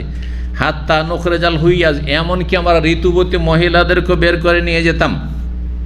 ফায়াকুন্না খালফান্নাস, ঋতুবতী মহিলারা যারা মুসল্লি তাদের পেছন দিকে এক সাইডে থাকতো ঈদগাহে, তারা মুসল্লিদের সাথে একাকার হইতো না, বা মহিলা যারা সালাত পড়বে পাক পবিত্র তাদের সাথে একাকার হইতো না, তারা পৃথক বসে থাকতো। আর কি করতো, ফায়ুকাব্বিরনা বিতাকবীরিহিম, তারা তাকবীর পাঠ করতো, মাসিক অবস্থায় তাকবীর পাঠ করবে, জিকির আজকার করবে, শুধু নামাজ পড়তে পারবে না, ঈদের সালাত পড়তে পারবে না, কিন্তু তারা ঈদগাহে হাজির হইতো। তাহলে ঈদগাহের ময়দান মসজিদের মতো না, মসজিদের ঋতুবতী মহিলার ঢোকা জায়েজ নয়, কিন্তু ঈদগাহে কোনো অসুবিধা নেই, ঈদগাহ মসজিদের হুকুম নয়, বছরে দুটো ঈদ হচ্ছে, কোনো অসুবিধা নেই, সেটা মসজিদের মর্যাদা নেই বা মসজিদের হুকুমেও নেই। তো বলছেন যে মহিলারা কি করতেন, তাকবীর পাঠ করতেন, ঋতুবতী মহিলাও তাকবীর পাঠ করতেন, ওয়ায়াদউনা বিদুআইহিম, তারা মুসলিমদের দোয়ায় শরীক হতেন, আমিন আমিন বলতেন, দোয়ায় শরীক হতেন। নবী সাল্লাল্লাহু আলাইহি ওয়াসাল্লাম খুতবা দিচ্ছেন, দোয়া করছেন, আমিন আমিন বলতেন, যেমন এখানে করছি সম্মিলিত, এর মানে সম্মিলিত দোয়া নয়, কিন্তু সম্মিলিত মোনাজাত নয়। ইয়ারজুনা বারাকাতা যালিকাল ইয়াউম, সেই সব মহিলারা যারা ঋতুবতী, তারা সেই দিনের বরকতের আশায় রাখতেন, ওয়াতহরাত, সেই দিনের পবিত্রতা অর্জন, গুনাহ থেকে পবিত্রতা, নেকি হাসিলের মাধ্যমে পবিত্রতা, অন্তরে তাজকিয়া নফস, আত্মার পরিশুদ্ধি, পবিত্রতা, এসবের আশায় তারা ঈদগাহে, ঈদের মাঠে হাজির হইতেন। মহিলাদেরকে ঈদের মাঠে নিয়ে যাওয়াই হচ্ছে সুন্নাত। আল্লাহ রাব্বুল এই সুন্নাত পালনের তৌফিক দান করেন। সময় মোটামুটি হয়ে গেছে, আর এখানে আমি আজকের আলোচনা শেষ করছি। আল্লাহ রাব্বুল আলামিন যেন আমাদেরকে তৌফিক দান করেন। এই ঈদ আইন সম্পর্কে আরও 2-3টি আলোচনা হবে ইনশাআল্লাহ তাআলা, আমরা ঈদের আগে শেষ করে দেবো। এই জন্য আমাদের আলোচনা এখন বুখারীর হচ্ছে সোমবার হচ্ছে বুখারী, এশা পরে যারা আসতে পারবেন আপনাদের অবগতির জন্য বলছি। আর এই আগামী শুক্রবার ইনশাআল্লাহ তাআলা এই দুটোতে আমরা আলোচনা শেষ করার চেষ্টা করব। আল্লাহ তৌফিক দান করেন। ওয়া সাল্লাল্লাহু সাল্লাম আলা নবিয়িনা মুহাম্মদ ওয়া আলা আলিহি ওয়া সাহবিহি আজমাইন।